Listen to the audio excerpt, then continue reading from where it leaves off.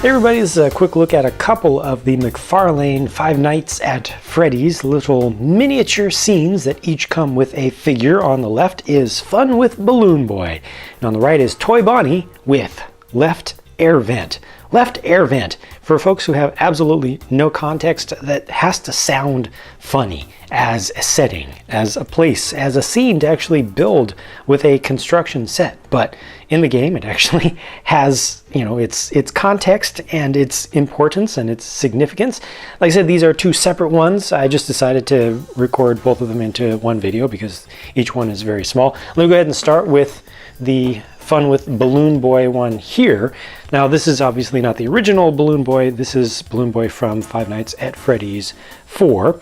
It's just a little scene showing a little bit of the wallpaper. It's actually a nice piece that they've repeated there. It's a repeating wallpaper design with 4 pieces you can see that are stacked on top of each other. Those are all printed. You got 3 prints down below as well. Some texture for the baseboards, it just looks like painted wood.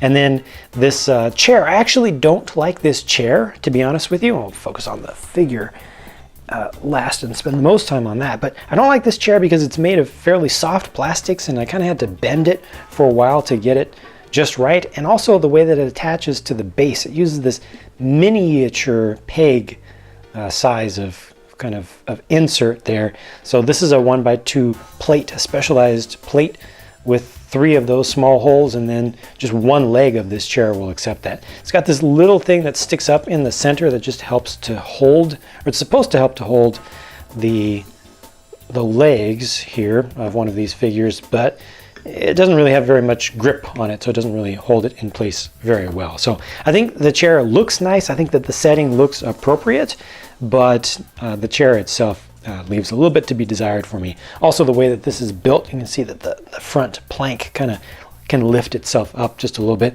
There's nothing to be seen around the back here, just relatively plain pieces, but I think overall, at least from a distance, if you don't get into the specifics of posing things up or anything special or reusability of the parts, as just a little scene, as a place to display this figure, I think that it makes a lot of sense and I think that it looks good. And they also have this one single tile piece with the stud that sticks up from it, so you kind of make a little bit of space, and a figure can also be stood there. Maybe you want to put a couple of these together so you can just stand it up and that'll actually hold on to it.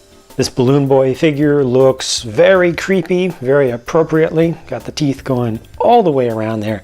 The first thing that I wanted to see with this when I took it out of the package was how does the mouth open up, or how does the head open up? Well, they do have kind of a standardized system that they've used across this entire Five Nights at Freddy's line, where you get the animatronic head underneath, and some of them are built with the jaws separated out, but this one just has the standard single head piece there, and you can just move the upper part of the head up and down to open that up. So that's a pretty good look there. You're actually able to see, I didn't think you were able to do much of that, but when it's all the way up like that, you can kind of angle the head back.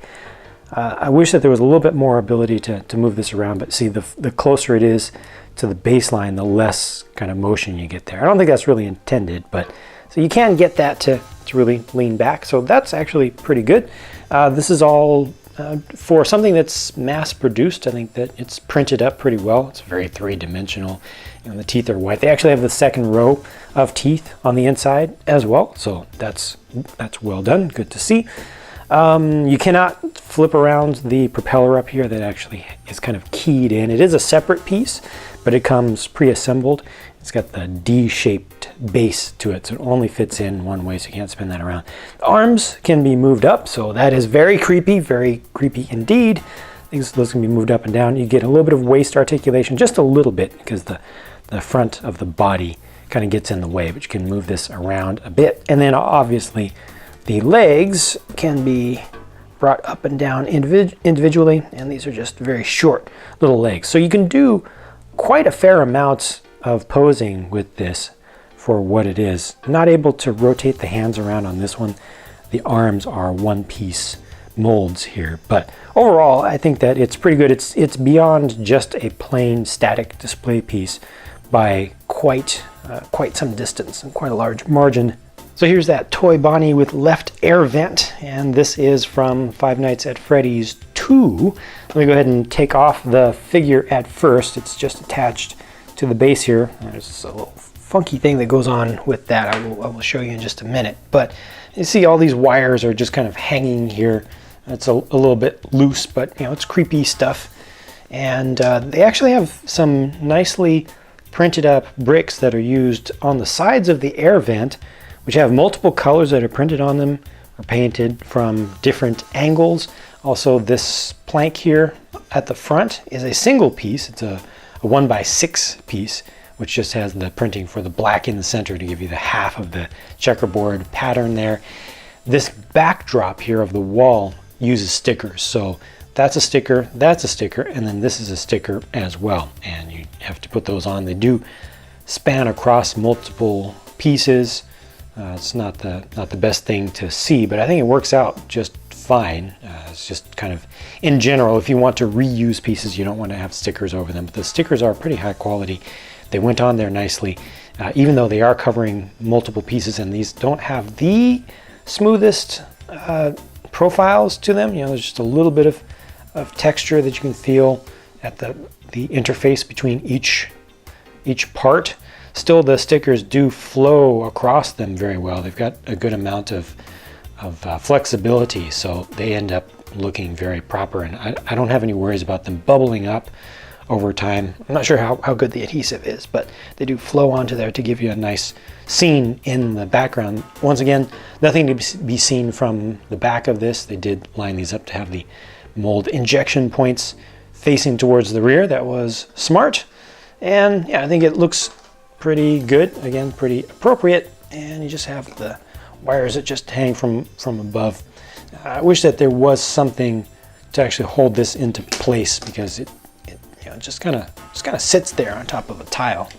This toy Bonnie has more articulation than the Balloon Boy figure, because you can rotate the hands here to get some different looks. And those fingers are super creepy. They're very, very much alive the way that they're designed. However, on this one, I don't know if they're all going to be like this, but the joints were kind of loose. So you can kind of see there's some flimsiness to the shoulder joint there. I don't think that's intentional. You are able to, or I am able to with this one, even with those loose joints, I'm still able to get the arms to stay pretty much anywhere that I want them to go. So that's a good thing. This one does have extra feet, so it's got the short legs, but then they add on the foot pieces, and those can be rotated around. Once again, there's some waist articulation. There's actually more available on this one because the tummy piece doesn't come down so far, so you can more easily rotate that around like this. When it comes to opening the mouth on this one, though, the animatronic headpiece underneath doesn't quite fill up the space, except right here towards the beginning of it. So there I can get it to stop, but in between, see, all this is very loose in here. So I would need to add a little bit of contact cement or some, you know, just something to add a little bit of a gap in there, or to actually take up some of the gap to be able to pose this with the mouth just partially open, because I want to be able to do like that, you know, kind of in between. But right now it just kind of falls down like that. Also, I noted that there was something funky when I was taking this off its base, off its scene. These feet come off relatively easily. So that's one thing that I don't like quite so much, but they do allow you to rotate them around. I just wish they had just a little bit more clutch power to hold them together. So good posing options here, but I think that the parts quality was not quite as good as with the other ones that I've seen so far. So that's it for these two, and I'll also be doing a review on another more memorable figure from this same series of small sets. If you have anything about these that you would like to say, please feel free to leave your thoughts in a comment down below. I definitely prefer the Balloon Boy figure between these two, both with its look and its construction, but I definitely like the left air vent little scene behind there. It just looks a little bit more interesting to me. Thanks much for watching. Hope you enjoyed this. I'll talk to you again soon.